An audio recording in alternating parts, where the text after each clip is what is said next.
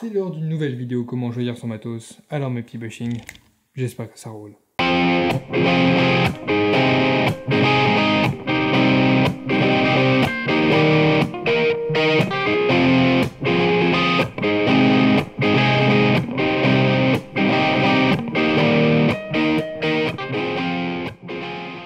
Si après le premier épisode vous êtes parti sur un cruiser, très bien, il vous reste plus qu'un seul choix à faire important dans votre vie, bois ou plastique. Et pour vous aider, on va faire un petit tableau comparatif avec les plus et les moins des deux types de cruisers.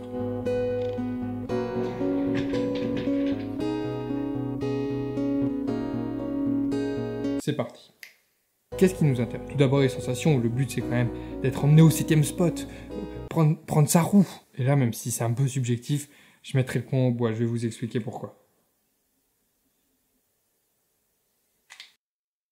En fait, déjà, les vibrations sont mieux absorbées par le bois que par le plastique. C'est une question d'arrangement d'atomes. Laissez-moi vous faire un schéma pour vous expliquer. Non, je déconne, je sais même pas de quoi je parle. Mais au-delà de ça, c'est un ensemble. Moi, je trouve ça plus agréable. Et je pense que ce ressenti, c'est aussi lié au concave. Parce que c'est simple, hein, sur les cruisers en plastique, il n'y en a pas. C'est un peu des planches à repasser miniatures. Je préviens tout de suite. On sent un petit... Non, en fait, non. Donc, je trouve qu'on est clairement mieux posé sur les cruisers en bois. Ça va vite être chiant de dire cruiser en plastique et cruiser en bois à chaque fois, donc on va retrouver des noms pour faire plus simple. Hein. Les cruisers en bois, on n'a qu'à dire que c'est les gens, et les cruisers en plastique, les gens. Pas terrible en fait. Mais bon, encore un point pour les gens.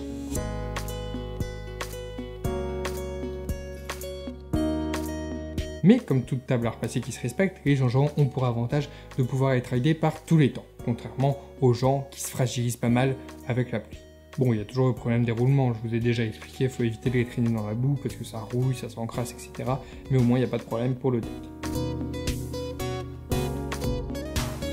En termes de figure, il y a quand même plus moyen de rentrer des tricks sur les gens que sur les gens du fait de leur fin. Bon, un cruiser, ça sert plus à se déplacer, mais c'est toujours bien de savoir qu'on peut, même si on sait même pas rentrer un rolly sur un skate de street.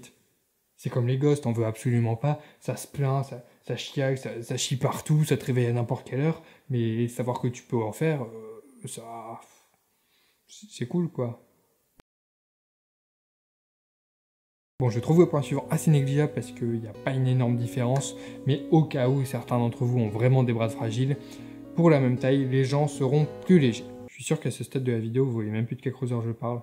C'est quand même une bonne idée de merde en fait. Donc voilà, un petit point de plus côté. En revanche, point non négligeable, le prix. La marque la plus populaire de cruiser plastique, vous la connaissez probablement, c'est Penny, une marque australienne. C'est d'ailleurs à cause de cette popularité que les gens confondent cruiser et Penny. Mais c'est un peu comme frigo et réfrigérateur. Tu sais qu'ils se trompent, mais tu dis rien pour pas passer pour le dernier des connards. Bref, c'est la marque de cruiser en plastique la plus chère. Ça va de 100 à 150 € en fonction des modèles. Cependant, on peut trouver de la qualité tout à fait correcte pour 60-70 € chez d'autres marques comme Long Island ou autres. À côté de ça, on trouve les cruisers en bois plutôt à partir de 100 €. Par exemple, celui-là, le Pocket Rocket de Harbor, d'une très bonne qualité, hein, se trouve, je pense, à 170 $ sur les sites américains, donc sûrement un peu plus en France. Enfin, bien sûr, vous en trouverez à moins de 100 €, tout comme vous trouverez d'ailleurs des cruisers en plastique à 20 €, mais évitez, juste évitez. Donc, pour faire simple, bon, je vais pas parler de design parce que ça dépend complètement de vos goûts, mais juste au niveau des formes, les cruisers en bois sont beaucoup plus diversifiés. Ceux en plastique, en revanche, ils sont tous à peu près pareils. On dirait le dessous de la semelle d'une chaussure de limace. Genre ni droitier ni gaucher. Bon, bah je pense qu'on a déjà pas mal de comparaisons. Dernier petit truc, les gens, enfin pas les cruisers en bois, hein, les gens comme... les gens qui bougent. Les gens qui disent de ne pas commencer avec un cruiser, et surtout pas un cruiser plastique parce que c'est casse-gueule, non, je suis pas d'accord. Oui, c'est moins stable que la plupart des cruisers en bois et beaucoup moins stable que les longboards, mais ça doit pas être un critère de sélection. Parce qu'après tout, si t'apprends à rouler sur un cruiser en plastique, après tu peux rider n'importe quoi. Même ton chien, y a pas de problème. Enfin, sauf pour lui. Voilà, je vous laisse sur ces pensées. Pour passer de bonnes fêtes, vous pouvez aimer la vidéo et la partager, parce qu'après tout, c'est ça l'idée de Noël. La famille, le partage, les repas conviviaux, bref, partagez. Vous pouvez bien sûr vous abonner pour devenir des bushings de l'espace. Bon rail de fin d'année.